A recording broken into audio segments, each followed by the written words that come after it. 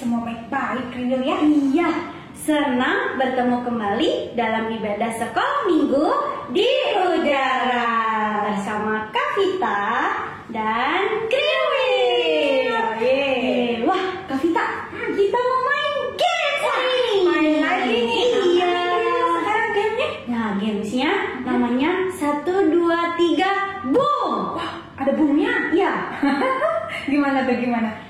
Nah, jadi kita akan main berhitung. Berhitung? Ya. Kriwil bisa berhitung? Bisa dong, kan ini udah sekolah. Oke, terus? Nah, jadi nanti kita hitung 1, 2. Nah, angka 3-nya jangan bilang 3. Jadi harus boom. Oh gitu. Ya, angka 3 dan kelipatannya.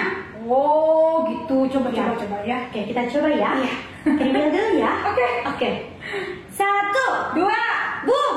4, 5, boom, 7, 8. boom. 10. Oh gitu ya. Iya, kita cuma 10 aja. Agak mikir ya? Iya. Oke, tapi kita mau coba sekarang harus lebih cepat. Aduh. Iya. Ya, kita tapi sekarang angka 2 dan kelipatannya Kak Angka Vita. 2 dan kelipatannya, oke. Iya, sampai 10 ya. Oke. Teman-teman siap ya? Siap. Oke, dimulai dari Kak Vita. 1, Boom. 3, Boom. 5, Boom. 7. Boom.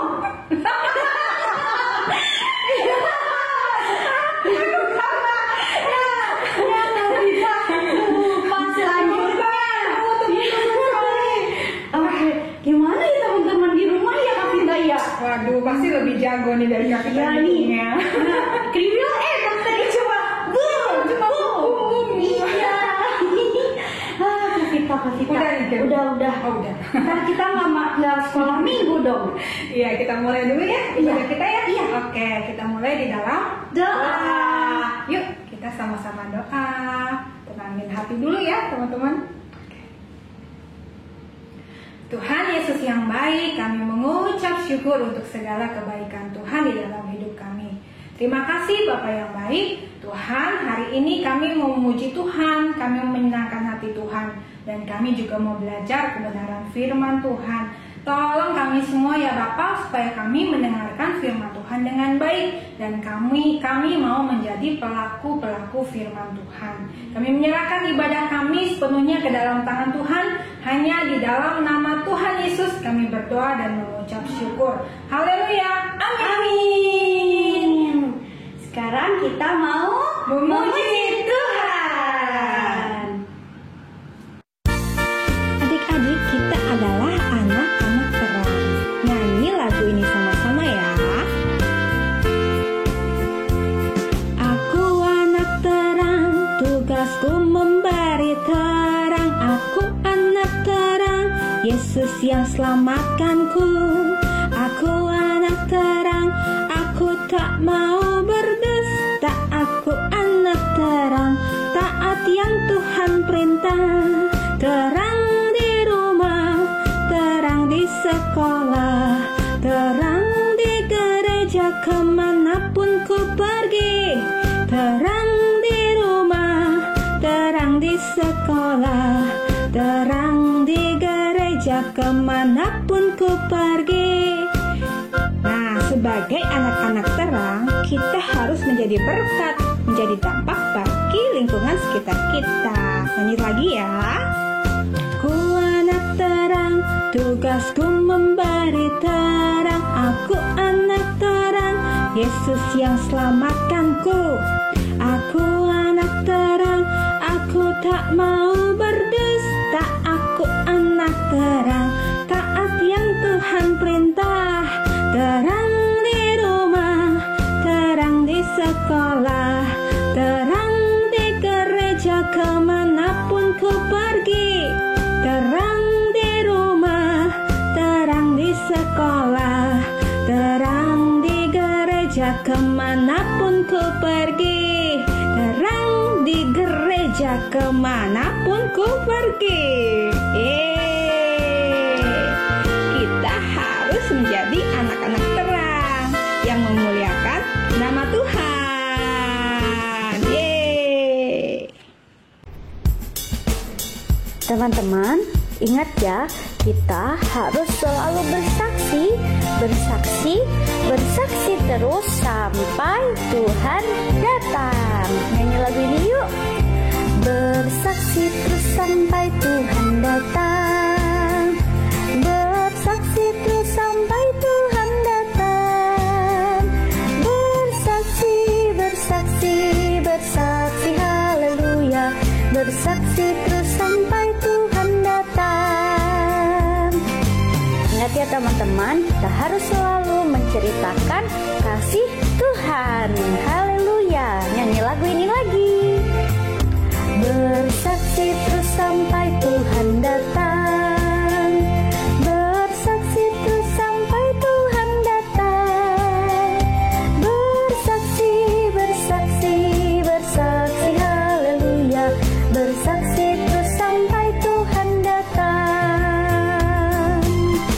Haleluya, puji Tuhan. Bersaksi terus sampai Tuhan datang. Nah, adik-adik, sekarang waktunya kita mendengarkan firman Tuhan. Kriwil pernah bersaksi nggak? Takut.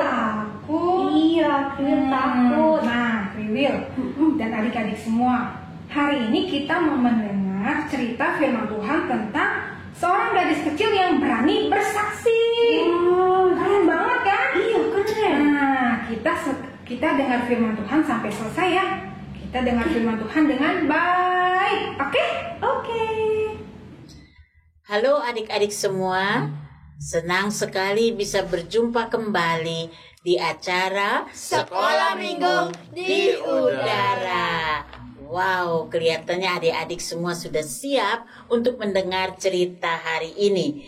Tapi sebelum Tante memulai cerita ini, Tante mau tanya dulu, siapa yang masih ingat cerita minggu lalu?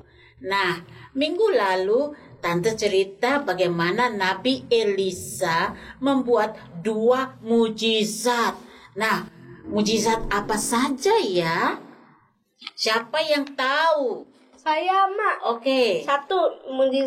Minyak ibu janda yang tidak habis-habis mengalir memenuhi botol-botol dan tempat minyak yang dipinjam. 2. Anak laki-laki yang dibangkitkan. Wow, 100 untuk Brandon. Nah, judul cerita hari ini adalah Dare to Share, yang artinya berani untuk bersaksi. Mak, bersaksi itu apa ya? Bersaksi yaitu menceritakan hal-hal tentang Tuhan kepada orang-orang yang belum tahu. Nah, cerita Tante hari ini terjadi di daerah Aram. Di daerah itu tinggallah seorang panglima tentara dari Raja Aram yang bernama Naaman. Ia adalah seorang yang terkenal dan dihormati oleh rakyat dan juga oleh Raja Aram sendiri. Setiap kali Naaman keluar untuk berperang, Tuhan memberikan kemenangan kepada orang Aram. Orang Aram dan orang Israel juga sering berperang, dan biasanya yang menang akan membawa sebagai tawanan rakyat yang kalah ke negerinya. Nah, di antara tawanan yang dibawa ke negeri Aram, ada seorang anak perempuan dari negeri Israel. Ia menjadi pelayan pada istri Naaman. Gadis itu memperhatikan tuannya Naaman. Setiap kali tuannya pergi keluar berperang dan mengalami kemenangan, namun waktu pulang ke rumah, tuannya itu kelihatan tidak gembira, walaupun dia telah mengalami kemenangan.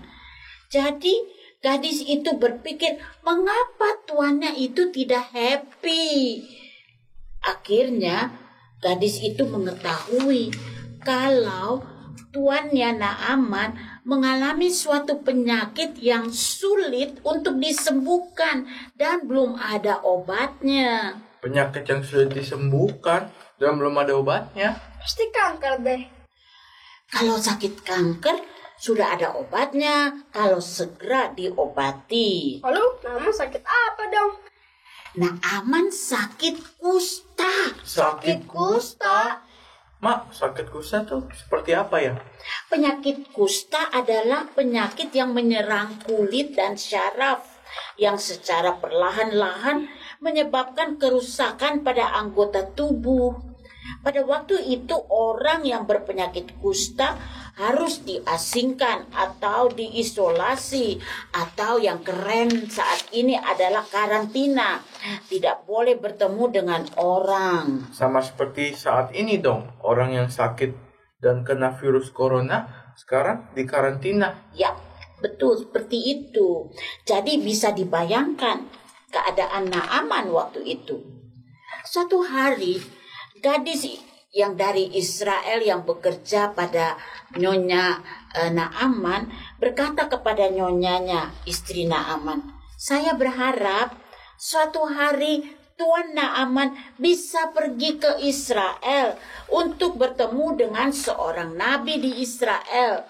Maka saya yakin Tuan Naaman akan disembuhkan. Berani juga ya gadis itu memberitahukan kalau ada nabi di Israel bisa menyembuhkan Naaman. Ya benar, karena gadis ini ingin menolong tuannya, Naaman. Lalu istri Naaman memberitahukan suaminya tentang apa yang dikatakan oleh gadis tersebut. Segera Naaman pergi menghadap Raja Aram, bosnya, untuk memberitahukan apa yang dikatakan gadis itu kepada istrinya. Mendengar itu, Raja Aram setuju kalau Naaman bisa segera pergi ke Samaria di Israel untuk bertemu dengan nabi yang dimaksud. Raja Aram juga menyuruh Naaman membawa hadiah berupa emas, perak, baju-baju yang indah untuk diberikan kepada nabi tersebut. Lalu Raja Aram menulis surat kepada Raja Israel meminta agar Raja Israel dapat menyembuhkan Naaman yang sakit kusta. Kelihatannya mereka salah alamat. Mereka harus bertemu dengan seorang nabi, bukan seorang raja. Benar sekali, karena Naaman adalah seorang panglima raja, jadi dia langsung bertemu dengan Raja Israel. Jadi dia waktu datang ke Israel itu pakai naik kereta, ada juga pengawal-pengawal yang mengawal dia. Nah, sesampainya Naaman ke Raja Israel, ia memberikan surat dari Raja Aram ke Raja Israel. Setelah Raja Israel membaca surat tersebut, ia langsung merobek jubahnya dan berkata, apakah aku ini Allah sehingga bisa menghidupkan dan mematikan orang? Sehingga Raja Aram mengirim panglimanya agar saya bisa menyembuhkan dia dari sakit kustanya. Barangkali orang ini sedang memata-matai negeriku. Nah, Nabi Elisa mendengar kalau ada seorang panglima dari negeri Aram datang ke Samaria dan meminta agar Raja Israel menyembuhkan dia dari sakit kusta. Elisa melihat ada kesempatan untuk memberitakan kepada Raja Aram tentang Allah yang hidup yang disembah oleh orang Israel. Lalu Elisa mengirim pesan kepada Raja Israel. Mengapa engkau merobek jubahmu? Suruhlah orang itu datang ke tempatku agar ia tahu bahwa di Israel ada seorang nabi. Jadi Raja Israel menyuruh Naaman ke rumah Nabi Elisa. Rumah Nabi Elisa pasti sangat sederhana ya, Ma. Apa seorang panglima raja mau datang berkunjung ke rumah Elisa yang sederhana?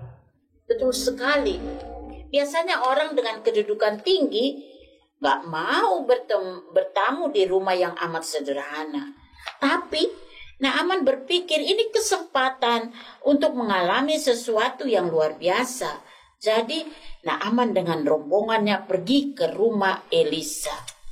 Ternyata Naaman sangat kecewa. Sangat kecewa. Barangkali tidak ada tempat parkir untuk kuda dan keretanya. Bukan itu yang membuat Naaman kecewa. Karena waktu ia sampai di depan pintu rumah Elisa, Elisa tidak keluar menyambutnya.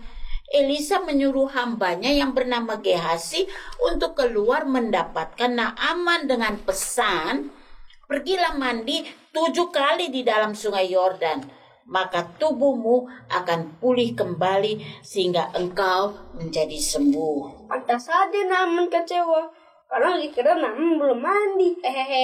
Jadi suruh mandi deh di sungai Yordan sampai 7 kali lagi. Pernah yakin Naaman tidak akan mau mengikuti perintah itu. Ya, di awalnya Naaman merasa amat tersinggung karena ia disuruh mandi di sungai Yordan. Apakah air sungai Yordan bersih atau tidak ya? Jangan-jangan sungai Yordan sama seperti sungai yang ada di Jakarta, yang biasanya kotor semua. Nah, itu dia. Naaman tahu kalau air sungai Yordan tidak sebersih sungai yang ada di negerinya, yang jauh lebih bersih dari sungai Yordan. Jadi Naaman berkata, lebih baik saya mandi di sungai yang bersih di negeri saya daripada saya mandi di sungai Yordan. Lalu Naaman berbalik untuk kembali ke negerinya dengan hati yang tersinggung dan marah. Lalu pengawal-pengawalnya datang dan berkata kepada Naaman, Tuan, kalau Nabi itu menyuruh Tuan melakukan hal yang sulit, pasti Tuan akan melakukannya, bukan? Apalagi sekarang. Ia hanya menyuruh Tuan untuk mandi sebanyak 7 kali di sungai Yordan dan Tuan akan sembuh. Apakah Naaman mau mengikuti perintah Nabi Elisa? Akhirnya, Naaman mau mengikuti perintah Nabi Elisa. Jadi ia berjalan menuju sungai Yordan. Naaman masuk ke dalam sungai Yordan lebih dalam dan lebih dalam. Kemudian Naaman membenamkan dirinya dalam sungai Yordan. 1 kali belum terjadi apa-apa. Badannya masih dipenuhi penyakit kusta dan pengawal-pengawalnya memberi semangat kepada Naaman dari tepi sungai sambil berkata kepada Naaman, baru 1 kali Tuan, ayo lagi, harus sampai 7 kali Tuan. Kemudian Naaman membenamkan diri lagi 2 kali, 3 kali, 4 kali. Waktu kali yang ke-7, Naaman membenamkan dirinya di sungai Yordan, dan waktu Naaman keluar dari air, pengawal-pengawalnya kaget melihat kulit tubuh tuannya sudah bersih, dan mereka berteriak, Tuan, penyakit kusta sudah hilang dari tubuhmu. Lalu Naaman melihat kepada tubuhnya dan benar, ternyata kulit tubuhnya sudah bersih sama sekali. Tidak ada tanda-tanda pernah terserang penyakit kusta. Untung ada pengawal-pengawalnya yang memberi semangat kepada Naaman. Benar sekali. Coba kalau tidak, Naaman pasti tetap sakit kusta. Betul sekali. Nah, Naaman sangat senang. Hatinya penuh dengan sukacita karena sekarang ia sudah sembuh dari sakit kusta yang menakutkan itu. Minggu lalu, Tante sudah cerita bahwa kita perlu berterima kasih kepada orang yang sudah berbuat baik bagi kita. Kira-kira Naaman kembali ke Nabi Elisa untuk berterima kasih? Harus dong. Ya, Naaman menyuruh rombongannya kembali ke rumah Nabi Elisa. Kali ini Elisa keluar menyambut Naaman atau tidak? Saya yakin Elisa pasti keluar untuk menyambut Naaman. Waktu Naaman bertemu dengan Elisa, Naaman berkata, sekarang aku tahu bahwa di Israel ada Allah yang hidup yang masih melakukan mujizat. Dan sebagai tanda terima kasihku, terimalah hadiah-hadiah ini. Lalu Naaman mengambil hadiah-hadiah yang ia bawa dan diberikannya kepada Elisa. Ternyata Elisa tidak mau menerima hadiah-hadiah itu. Mengapa Elisa tidak mau menerima hadiah-hadiah yang istimewa itu? Elisa berkata, aku adalah hamba Tuhan, dan Tuhanlah yang sudah menyembuhkanmu. Naaman mencoba untuk memaksa Elisa menerima hadiah yang ia bawa. Tapi tetap saja Elisa tidak mau. Lalu Naaman pulang ke negerinya untuk menceritakan kepada istrinya dan juga kepada rajanya serta bawahan-bawahannya bahwa Tuhan yang hidup yang disembah orang Israel sudah menyembuhkan dia dari sakit kusta. Nah, pelajaran dari cerita hari ini. Ternyata gadis yang masih sangat muda yang menjadi pembantu di rumah Naaman sudah menjadi alat dalam tangan Tuhan untuk menyaksikan kepada Naaman bahwa ada Tuhan yang hidup di Israel yang bisa menyembuhkan orang sakit. Kalau adik-adik mau baca cerita Naaman lebih jelas lagi, adik-adik bisa membacanya di kitab, di dalam Alkitab, di 2 Raja-Raja pasal yang ke-5. Naaman disembuhkan. Nah, adik-adik juga bisa dipakai oleh Tuhan untuk menjadi saksi Tuhan. Tidak perlu malu atau takut, karena melalui kesaksian gadis kecil itu, Naaman si Panglima Aram menjadi percaya kepada Tuhan. Kalau ada teman-teman atau keluarga dari adik-adik yang belum percaya kepada Tuhan Yesus, apakah adik-adik mau menceritakan tentang Tuhan kepada mereka, agar mereka juga mau percaya kepada Tuhan Yesus? Brandon dan Andrew, berani nggak bercerita tentang Tuhan Yesus kepada teman-teman yang belum percaya kepada Tuhan Yesus? Berani dong, Mak. Aku kan sebelum nih. Hehehe. Yang benar. Kalau aku sih mau belajar berani. Aku pasti bisa bersaksi tentang Tuhan Yesus kepada teman-temanku. Very good. Nah, begitu dong. Anak sekolah minggu di udara yang berani bersaksi ya. Nah, adik-adik semua juga yang sedang menonton dan menyaksikan acara sekolah minggu di udara harus juga berani ya bersaksi kepada teman-temanmu yang belum percaya Tuhan, supaya mereka juga mau percaya kepada Tuhan Yesus.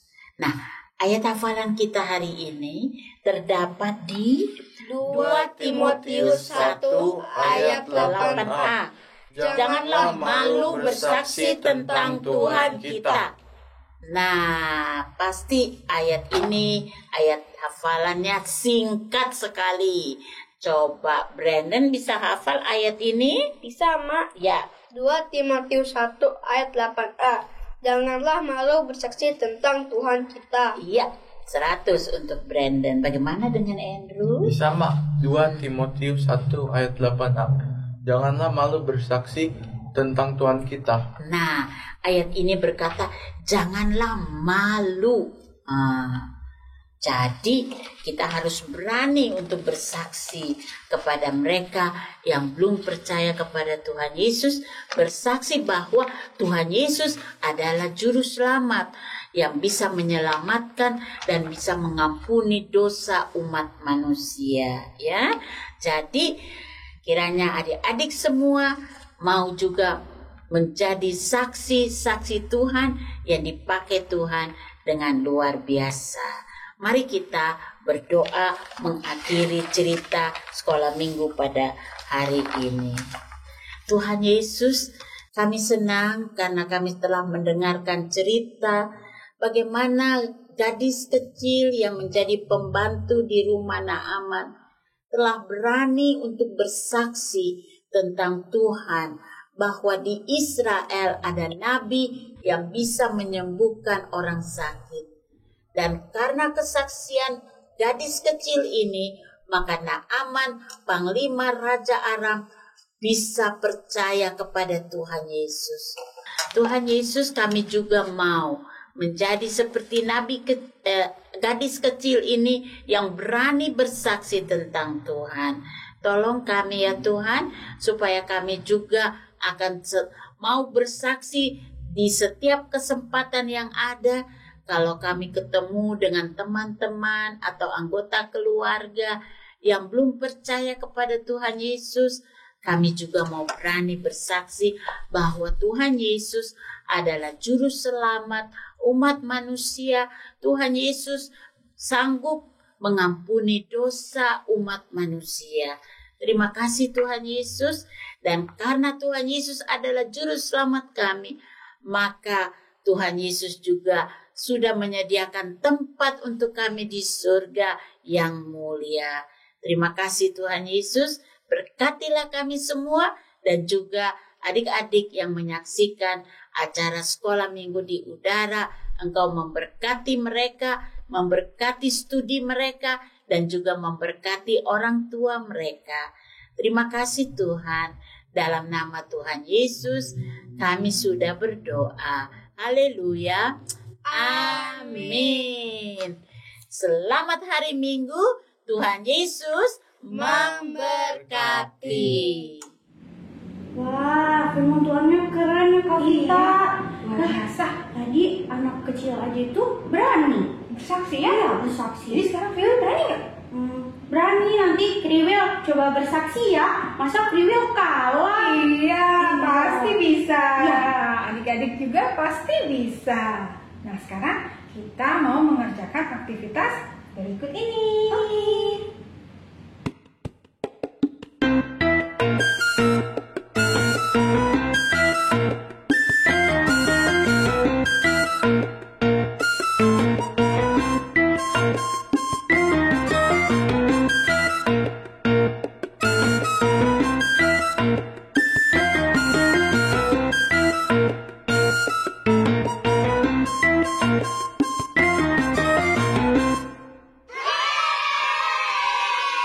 Kerjakan ya adik-adik. Jangan lupa dikirim ya videonya Iya dong. Segera kirim ke sekolah minggu. di udara. Oke adik-adik, ibadah kita sudah selesai. Wah, kok selesai Kak Vita? Padahal kan seru. Wah, Kriwil nih masih mau ibadah. Iya. Minggu depan lagi ya. Oke. Oke adik-adik, happy Sunday. God bless you.